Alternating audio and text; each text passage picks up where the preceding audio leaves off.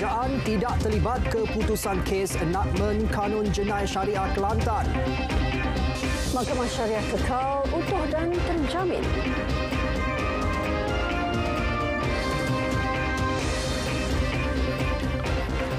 Salam Malaysia Madani, keputusan Mahkamah Persekutuan batalkan 16 peruntukan kesalahan di bawah enakmen Kanun Jenayah Syariah 1 Kelantan 2019 tiada kena-mengena dengan kerajaan. Tegas Perdana Menteri, ia tertakluk di bawah perlembagaan negara dan bukan cubaan mengancam undang-undang syariah sebagaimana dimomokkan pihak tertentu. Hari ini dalam keputusan cukup jelas. Dia tak ada kena-mengena dengan syariah. Dia tentang kuasa negeri. Katalah Dewan Undangan Negeri bulan depan Ketua Menteri buat beberapa undang-undang baru yang bercanggah dengan kuasa negeri dan kuasa perlembagaan persekutuan. Maka boleh dirujuk dan Mahkamah Persekutuan akan dapati sekiranya bercanggah akan membatalkan. Dia tak kira tajuk apa. Tajuk apa pun. Ada kuasa persekutuan, ada kuasa negeri. Rakyat diminta usah tertipu dengan cubaan pihak tertentu yang menangguk di air keruh dengan memainkan sentimen kononnya kerajaan Madani menentang syariah Islam, sedangkan kerajaan bersama-sama Majlis Raja-Raja sedang berusaha mengangkat martabat Mahkamah Syariah. Ya, terdahulu Mahkamah Persekutuan mengisytiharkan 16 peruntukan kesalahan di bawah enakmen Kanun Jenayah Syariah 1 Kelantan 2019 terbatal dan tidak sah. Keputusan dibuat panel 9 hakim diketuai Ketua Hakim Negara Tun Tengku Maimun Tuan Mat menerusi majoriti 8-1 setelah mendapati ia melangkaui kuasa Badan Perundangan Negeri. Menurut Mahkamah, seksyen berkaitan terletak bawah bidang kuasa persekutuan. Justru penggubalannya perlu melalui Parlimen. Prosiding dijalankan susulan petisyen difailkan Peguam Nik Elin Abdul Rashid dan anaknya yang mencabar kesahihan 18 peruntukan. Mahkamah bagaimanapun menolak permohonan berkaitan 2 lagi peruntukan. Sementara itu, tegas Tun Tengku Maimun, kes mencabar itu tiada kena-mengena dengan kedudukan Islam atau Mahkamah Syariah di negara ini. Juga tidak timbul soal Mahkamah Sivil tidak mempertahan kedudukan agama Islam atau tidak memperkasa Mahkamah Syariah.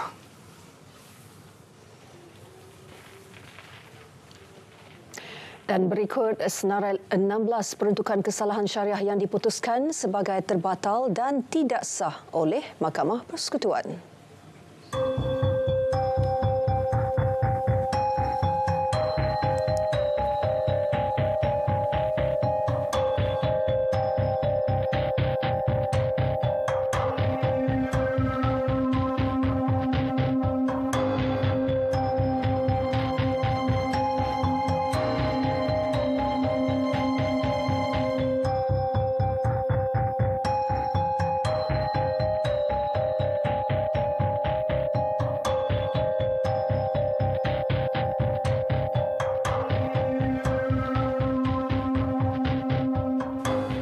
Dalam perkembangan yang sama, Menteri di Jabatan Perdana Menteri Hal Ehwal Agama beri jaminan kedudukan Mahkamah Syariah kekal utuh dan terjamin seperti ditetapkan dalam perlembagaan. Datuk Dr. Muhammad Naim Mokhtar meminta semua pihak bertenang dan tidak lakukan sebarang provokasi yang boleh undang keresahan awam. Beliau menyatakan JAKIM bersama Jabatan Kehakiman Syariah Malaysia diarah segera dapatkan alasan penghakiman bertulis bagi kes berkenaan. Ia bagi tujuan kajian dan perancangan selanjutnya untuk pastikan agenda pemekasaan Mahkamah Syariah terus berjalan. Selaras keputusan kes berkenaan juga, beberapa penyesuaian terhadap perancangan sedia ada bakal dilaksana. Semua pemegang taruh akan dipanggil untuk berbincang mengenainya. Sebarang keperluan pindaan atau reformasi undang-undang akan segera dilaksana jika ada keperluan. Selain itu, Jawatankuasa Khas mengkaji kompetensi Dewan Undangan Negeri untuk menggubal Undang-Undang Islam, akan mengkaji isu berkaitan kompetensi Dewan Undangan Negeri serta bidang kuasa Mahkamah Syariah. hasil kajian termasuk pandangan dan show yang dicadang akan dibentang dalam Majlis Kebangsaan bagi Hal Ehwal Agama Islam Malaysia MKI dan Majlis Raja-Raja. Datuk Dr. Muhammad Naim memaklumkan beliau akan segera memohon menghadap Yang di-Pertuan Agong dan Timbalan Yang di-Pertuan Agong untuk menyembah maklum keputusan mahkamah hari ini. Beliau juga akan segera mohon menghadap Sultan Selangor selaku pengerusi MKI dan Raja-Raja Melayu untuk tujuan sama. Dalam perkembangan berkaitan, keputusan kes mencabar 18 peruntukan kesalahan di bawah enakmen Kanun Jenayah Syariah 1 Kelantan 2019 tidak bersangkutan dengan isu penilaian hukum syariah. Maka tidak benar sekiranya proses undang-undang ini dianggap sebagai satu proses untuk menilai semula hukum hakam syariat. Tidak. Ia memberikan penafsiran di mana letaknya kedudukan 16 ataupun 18 perkara yang dimohon oleh pemohon, dan ini yang kita perlu untuk berikan kefahaman. Jangan untuk ditunggang di atas dasar emosi dan kemarahan, tetapi lihatlah kepada fakta, letak duduknya fakta tersebut. Ini tidak melibatkan hukum hakam Islam. Ia melibatkan tentang pemurnian dan pengharmonian di antara bidang kuasa yang ada di dalam perlembagaan persekutuan dan juga bidang kuasa yang diberikan kepada negeri.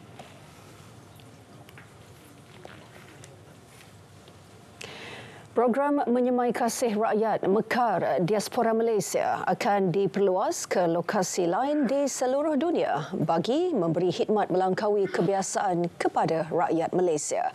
Menteri Dalam Negeri Datuk Seri Saifuddin Nasution Ismail berkata, inisiatif Jabatan Pendaftaran Negara itu menawarkan perkhidmatan dan nasihat berkaitan hal ehwal pendaftaran negara yang menjadi asas utama warga Malaysia. Perluasan program itu membuktikan komitmen tinggi kerajaan terhadap kebajikan serta kemakmuran rakyat Malaysia yang tidak hanya terhad dalam negara semata-mata. Program KDN ini mesti fokusnya kepada bagi keselesaan kepada rakyat. Jadi saya rasa lega bila dapat tahu bahawa inisiatif yang macam ini disambut baik oleh warga Malaysia. Mereka ternanti-nanti sekian lama. Tiba-tiba Jabatan Pendaftaran datang depan mata menguruskan. Jadi berbual dengan mereka menjadikan saya rasa terharu. Bangga pun ada. Program Mekar Diaspora Arab Saudi bermula 1 hingga 6 Februari lalu berjaya menguruskan 240 perkhidmatan termasuk pembaharuan kad pengenalan, cabutan sijil lahir, dokumentasi kematian dan permohonan kewarganegaraan. Esok, masyarakat Tionghoa akan menyambut Tahun Baru Cina. Barisan Kepimpinan Negara tidak ketinggalan menzahirkan ucapan sempena kedatangan Tahun Baru Kalender Lunar Tahun Naga. Timbalan Perdana Menteri Datuk Seri Dr. Ahmad Zahid Hamidi mengucapkan selamat Tahun Baru Cina kepada masyarakat Tionghoa dengan harapan kedatangan Tahun Naga akan mempereratkan lagi perpaduan antara kaum di negara ini. Beliau yakin perayaan itu akan membawa kebahagiaan dan mengeratkan lagi hubungan perpaduan serta kekeluargaan sesama rakyat. Dalam kalangan masyarakat merupakan kunci utama. Sementara itu, Menteri Komunikasi Fahmi Fadil juga mengucapkan selamat Tahun Baru Cina dan mendoakan semua yang meraihkannya diberi kebahagiaan, kemakmuran dan dikurniakan umur yang panjang. Tahun Naga diharap membawa banyak peluang, limpahi kekayaan serta kegembiraan. Setiap keluarga perlu menikmati cuti dan masa berharga bersama keluarga tersayang sebaiknya. Timbalan Menteri Komunikasi pula Teo Ni Ching turut mengucapkan selamat Tahun Baru Cina dalam satu hantaran video di media sosial. Beliau berharap agar sambutan Tahun Naga ini membawa kejayaan yang melimpah ruah dan juga kemakmuran kepada semua. Raikan perayaan ini penuh keindahan bersama-sama keluarga.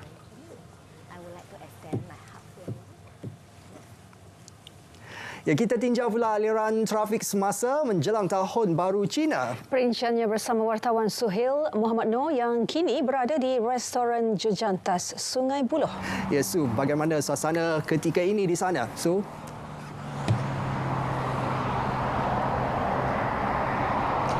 Ya, Ivan dan Hazel, Ketika ini apa yang anda dapat lihat di belakang saya ini, aliran trafik lancar namun terdapat pertambahan jumlah kenderaan namun juga masih terkawal. Saya dan tim RTM berada di restoran jejantas Sungai Buloh ini seawal jam 6 petang bagi bawakan kepada anda liputan trafik terkini yang semasa. Kami dapati juga orang ramai di sini mengambil peluang berhenti rehat di sini sebelum kembali memulakan perjalanan mereka. Saudara, umum tahu bahawa bermula esok hujung minggu masyarakat Cina, lebih 6 juta masyarakat Cina di negara ini akan menyambut tahun baru Cina. Orang ramai juga dilihat mengambil peluang keluar dari negeri, juga sempena pemberian tol secara percuma oleh kerajaan selama 2 hari sejak semalam sehingga hari ini jam 11.59 malam. Dalam satu kenyataan, Lembaga Lebuh Raya Malaysia LLM juga menjangkakan jumlah trafik di Lebuh Raya Utama akan meningkat sebanyak 2.4 juta kenderaan sehari sempena perayaan Tahun Baharu Cina ini. Apa yang saya dapat kongsikan, saudara, keadaan lalu lintas arah utara ini, maklumat awal yang saya dapat dari alam trafik setakat ini, trafik pelahan arah utara Bukit Lanjan ke Rawang Selatan, Tapah ke Gopeng, Bandar Kasia ke Bukit Tambun dan Perai ke Plaza Tol Sungai Dua. Jadi, saudara berhati-hatilah memandu dan rancang jadual waktu perjalanan yang disyorkan. Aspek keselamatan, selamat dan panduan berhemah juga diharap dapat dipatuhi semua pengguna lebuh raya agar dapat sampai ke destinasi lebih selamat. Untuk maklumat lebih lanjut, tepat dan terkini, sila rujuk di kesemua laman sosial rasmi Lembaga Lebuh Raya Malaysia LLM Trafik di aplikasi X atau hubungi hotline LLM di 1-800-887752. Saudara, selamat Tahun Baru Cina, Tahun Naga buat lebih 6 juta masyarakat Cina yang menyambutnya. Semoga tahun ini membawa kebahagiaan dan keamanan buat semua. Gongsi Fak Chai. Saya kira setakat ini sahaja yang saya dapat lakukan laporan untuk anda. Semua kita kembali kepada rakan tugas saya di Angkasa Puri. Silakan. Suhail Muhammad Noor, terima kasih. Tahun Naga, simbol kekuatan dan karisma yang membawa kebahagiaan dan rezeki melimpah. Dan itu kepercayaan dan juga harapan masyarakat Cina yang menyambut Tahun Baru Cina esok. Dan lebih penting lagi bagi seluruh rakyat Malaysia, sambutan Tahun Baru Cina dapat mengukuhkan lagi semangat perpaduan dan harmoni antara kaum. Wartawan Damirah Atikah Muhammad Nozin ada laporannya. Sambutan perayaan yang diraikan tanpa mengira latar belakang kaum dan agama di negara ini berjaya membina pemahaman dan rasa hormat dalam kalangan masyarakat majmuk di negara ini. Sejajar dengan konsep Malaysia Madani, suasana meriah dalam menyambut perayaan seperti ini perlu dikekalkan, dipelihara dan diwarisi demi memelihara perpaduan dan kesejahteraan masyarakat seterusnya untuk generasi akan datang. Memupuk perpaduan perlu bermula dari akar umbi. Bagi merealisasikan hasrat itu, pengurusan Sekolah Jenis Kebangsaan SJKC Tun Fah di Branang, Selangor ada cara tersendiri setiap kali tiba musim perayaan. Sekolah ini mempunyai murid kaum Melayu paling ramai, iaitu 143 atau 55% daripada keseluruhan 260 orang murid, manakala murid Cina 36% dan India 8%. Guru besarnya Tan Kwi Chu berkata, sempena Tahun Baru Cina ini, murid-murid didedahkan dengan pelbagai aktiviti berkaitan tradisi dan adat masyarakat Cina. Antaranya menulis kaligrafi Cina dan membuat tanglong yang secara tidak langsung dapat memperkukuh hubungan antara murid pelbagai kaum. Sambutan Tahun Baru Cina, sambutan Hari Raya, sambutan Deepawali kami memang adakan setiap tahun lah, kerana tujuan menjalankan aktiviti macam ini dia dapat memupuk persefahaman antara murid berbilang kaum. Murid akan lebih mengenali budaya setiap kaum masing-masing. Jadi tahun ini kami ada sambutan, ada aktiviti yang lebih istimewa sikit berbanding dengan tahun dulu lah. Kami ada tarian singa, ada aktiviti meniup itu bunga, itu brewing, blossom, menggunting kertas dan sebagainya. Jadi tujuannya supaya murid lebih seronok lah menyambut Tahun Baru Cina. Saya belajar tu yang first saya belajar itu kaligrafi. Kerana tu ya sikit susah, tapi kalau kamu buat lepas tu senang dah. Dapat belajar faham bahasa Cina apa semua. Barang okeylah, best pun best juga. Ibu bapa menyambut baik langkah sekolah mengadakan aktiviti seumpama ini. Selain dapat mengenal budaya kaum masing-masing, aktiviti yang dianjurkan dapat memupuk nilai-nilai murni dalam jiwa anak-anak ke arah melahirkan insan mulia. I feel that the children have a better opportunity to learn another language, and I further feel that in Chinese school, they teach the children to be more independent, think outside the box, and not just directly learning from the books. Setakat ni Alhamdulillah anak saya very excited every morning bangun pagi untuk pergi sekolah. Tak pernah mengeluh dan kadang-kadang macam bila nak buat aktiviti kan, dia buat homework ke, dia compete each other, dia nak tunjuk mana satu yang lebih bagus, dia nak present dekat cikgu. Kami murid dari SDKC Tongfa mengucapkan selamat Tahun Baharu Cina. Damir Atika Muhammad Norzin, RTM. Bijak labur hidup makmur. Semua mahu kaya, tapi jangan salah langkahnya. Jika terpedaya hidup sengsara, macam-macam skill yang ada mesti faham mana gelabur. Lesen SC pastikan ada, silap labur, duit lebur. Ingin tahu produk sah yang ada, laman web Investmart jawapannya. Pesanan ini dibawakan oleh Suruhanjaya Security Malaysia. Masih bersama berita perdana. Hasil kajian sistem saraan perkhidmatan awam dijangka diumum selewat-lewatnya suku keempat tahun ini. Perdana Menteri berkata proses itu akan dipercepat untuk kepentingan penjawat awam seluruh negara. Dari tahun lalu saya bagi jaminan dan tahun ini sudah sampai ke tahap dan saya percepatkan proses itu, dan mungkin dalam tempoh 2 bulan kita percepatkan. Dan dalam tempoh 3 bulan saya bentangkan kepada Jemaah Menteri dan boleh diumumkan suku ketiga ataupun selewat-lewatnya suku keempat. Datuk Seri Anwar berucap pada majlis perjumpaan bersama penjawat awam negeri Melaka di Air Keroh. Dan turut diumum Perdana Menteri peruntukan tambahan RM25 juta kepada Melaka bagi usaha pemeliharaan tapak warisan dunia UNESCO. Selain meningkatkan Melaka sebagai negeri tarikan pelancongan penting negara, ia juga perkukuh hubungan dengan rantau ASEAN dan China. Dan 50 tahun hubungan Malaysia-China ini tahun ini. Dan hubungan kita lebih akrab dengan negara China sekarang.